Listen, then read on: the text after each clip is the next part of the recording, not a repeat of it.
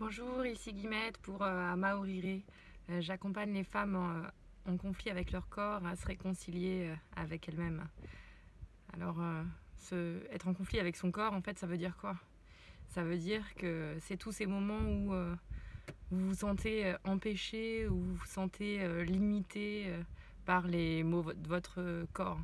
Vous avez envie de déplacer un meuble et pour autant vous avez mal au dos. Vous avez envie de danser toute la nuit et pour autant vous accumulez tellement de fatigue, vous vous sentez tellement épuisé que vous savez que vous ne pourrez pas assurer. C'est vos syndromes prémenstruels qui vous plombent votre moi et qui vous obligent à vous organiser différemment à chaque fois. Tout ça, c'est un peu être en conflit avec son corps, c'est quand on ne peut pas se regarder devant la glace. C'est quand on se dit « Ah non mais décidément, faut que je maigrisse encore » et puis ça marche pas.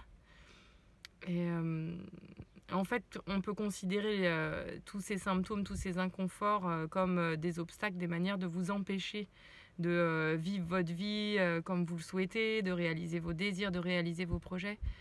Mais on peut aussi les considérer différemment. On peut, à l'image de ce que proposait Michel Odoul, voir l'être humain comme une calèche sur un chemin de vie. Et à l'intérieur de cette calèche, il y a le passager, c'est votre être intérieur, c'est votre inconscient. Et puis il y a le cocher, qui est lui bien conscient, bien chargé de vos croyances, bien chargé de vos expériences. Et c'est lui qui mène la danse, qui guide les chevaux.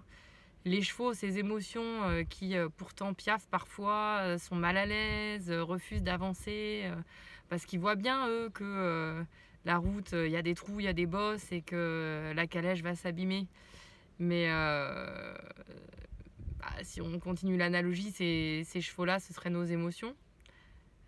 Aujourd'hui, dans nos sociétés, bien souvent, on a plus appris à les maîtriser, ne pas les écouter finalement. Il suffit de voir, même nos enfants ont bien du mal à avoir le vocabulaire correspondant pour les nommer. Bref, en tout cas, si le cocher et le passager n'ont pas une bonne communication pour savoir quelle route prendre, où aller, etc., et ben, souvent la calèche qui correspondrait à votre corps, elle s'embourbe, elle tombe dans les trous, les ornières et ça s'abîme. Et ce sont vos symptômes et ce sont vos inconforts.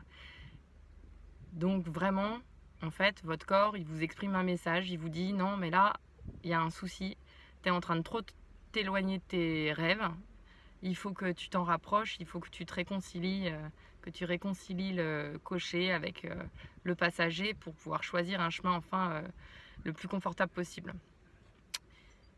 Voilà, et ben si cette petite vidéo vous a interpellé et que ça fait écho et que vous vous dites que finalement il y aurait peut-être quelque chose à faire pour vous, soit parce que vous êtes déjà un peu encombré par vos symptômes, par vos inconforts, soit parce que mieux vaut prévenir que guérir et vous voudriez avoir une communication optimum entre votre passager et votre cocher.